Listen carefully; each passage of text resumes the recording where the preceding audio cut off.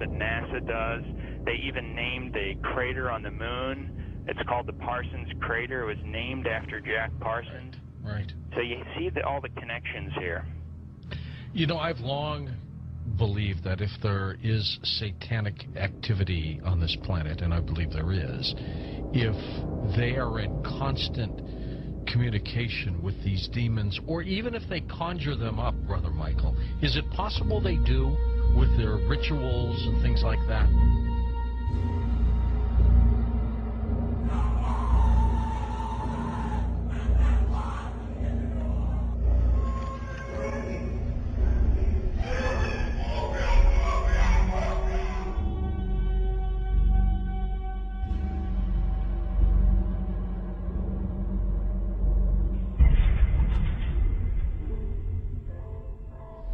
The chief advisor to Queen Elizabeth I, Sir John Dee, he was a Kabbalistic black magician. He had gone to the continent and learned from the top Jewish Kabbalists black magic, and he was the chief advisor in the British Empire. And he created Enochian magic and the Enochian language, which the Illuminati, which are hiding behind the Jehovah's Witness headquarters, they use Enochian rituals. Sir John Dee conjured up demons or angels, okay, with his black magic. The beings that he conjured up, there were pictures drawn of them, and they look identical to what we call gray aliens. Okay, I tell you something. And then I visit with debriefing people that came out of high levels of the Illuminati, and these different types of aliens are participating in Illuminati rituals.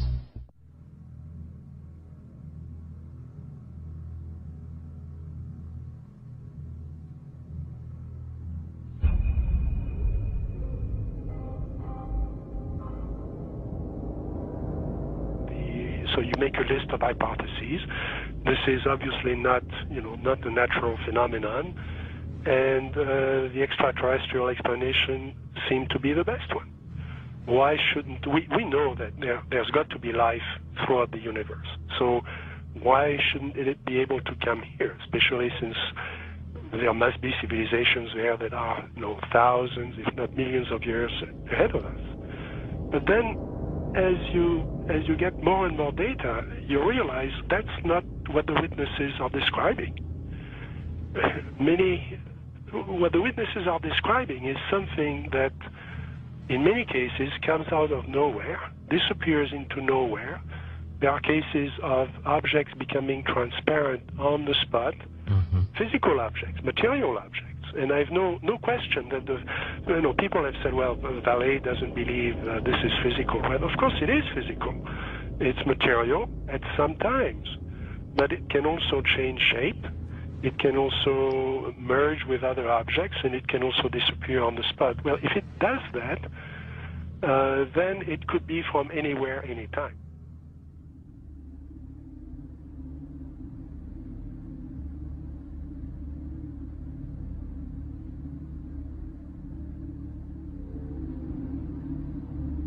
We always try to, to discredit the old legends, trying to say, no, these people were crazy, they thought everything was possible. But now we have the videos, and that's the big difference. Could you believe there are videos now of probably angels in the sky?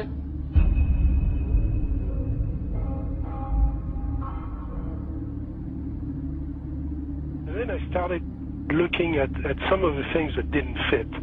And one of the things that I had to ask is, when did this actually start?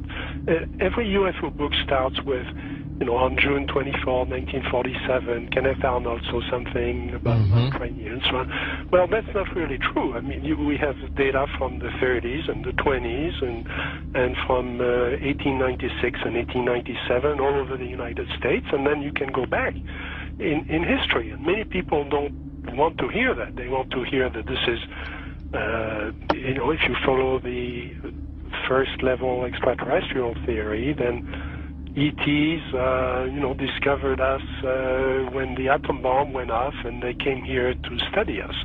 Well, that's not what the data says.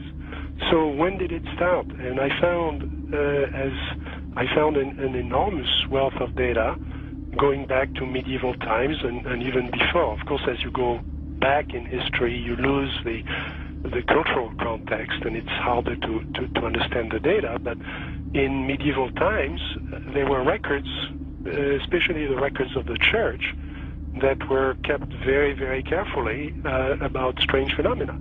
The skeptics are always saying, well, give us your best case and we'll take it apart. There is no such thing as one best case in any field. You have to look at an accumulation of cases and look for patterns, and then that's how the phenomenon reveals itself to you. And for a long period of time, or for a period of time, I believed it was extraterrestrial. I now believe it is interdimensional, the phenomena. In other words, we're looking at so-called spirit beings from another dimension. And I back this up in the new book by equating it to ancient manuscripts where these beings manifested to human beings and what their reactions were, and then comparing it to reactions present day of people who have had encounters, and the similarities are striking.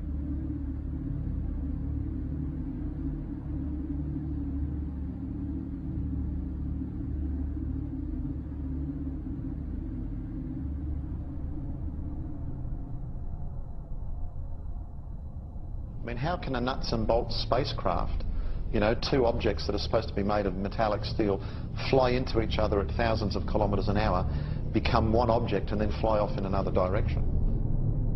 He says the UFOs do not seem to exist as tangible manufactured objects. They do not conform to the natural laws of our environment. They seem to be nothing more than transmogrifications tailoring themselves to our abilities to understand. The thousands of contacts with the entities indicate that they are liars and put-on artists. The UFO manifestations seem to be, by and large, merely minor variations of the old-age demonological phenomena.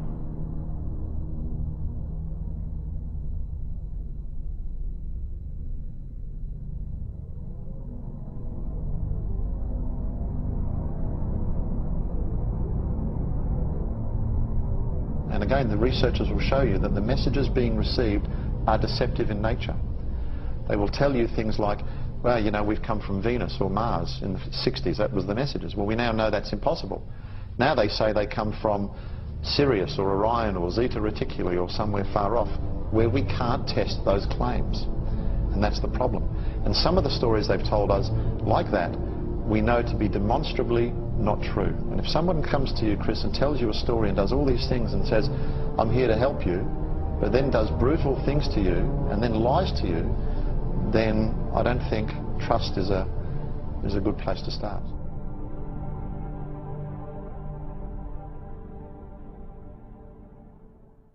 These spiritual beings have been ruling this planet through very specific bloodlines who long ago swore allegiance to these beings in exchange for wealth and power over the human race. In preparing the whole world for the ultimate spiritual deception these evil entities have planned. These bloodlines are literally able to be traced by genealogists all the way back to ancient Sumer and Babylonia, and these human familiars or pets of the demonic angels have worshipped Satan and his minions under many forms from the time of Sumer right up to our present day. So there were new beings planted in the garden. Primarily, they had been created to function as sources of food for the collection of gods that had been possessed by evil. Secondarily, they were to be used as physical vessels to be possessed by the gods. Once possessed, they would be used to carry out evil's plan to spread death and destruction on earth. Incest was practiced by ancient Egyptian royalty. Mothers married sons and brothers married sisters to keep the power and the money all in the family. Like their pharaonic ancestors, the British monarchy have a long history of incestuous inbreeding.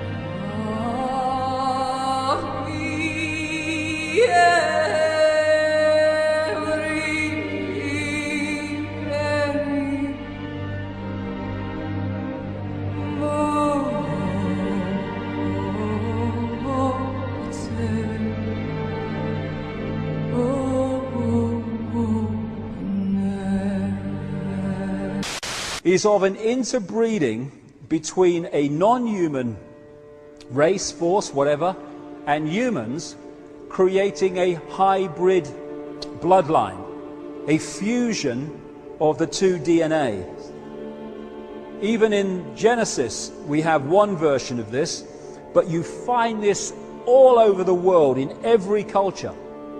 As the Bible says in Genesis, there were giants on the earth in those days, or in the earth as it puts it, and also after that, where the sons of God came in unto the daughters of men, and they bare children to them.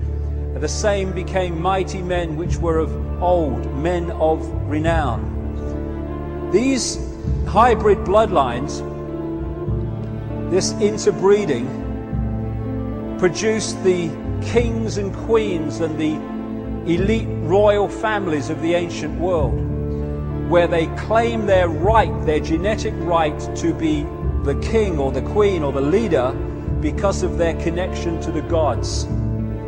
And all over the world you find this. And what do we have today? We have the queen as head of state of this country purely because of her DNA. In Sumer you find the same. Sumer, which became Babylon, which became Iraq, has ancient texts and tablets which describe the same recurring global story of this interbreeding to create this hybrid race. The hybrid race became known as the demigods, part human, part God, because of this interbreeding connection. This hybrid bloodline went off across the world, up into Northern Europe. It became the power behind the Roman Empire and the creation of the Roman Church, which became, of course, global Christianity. Much more about that as we go along.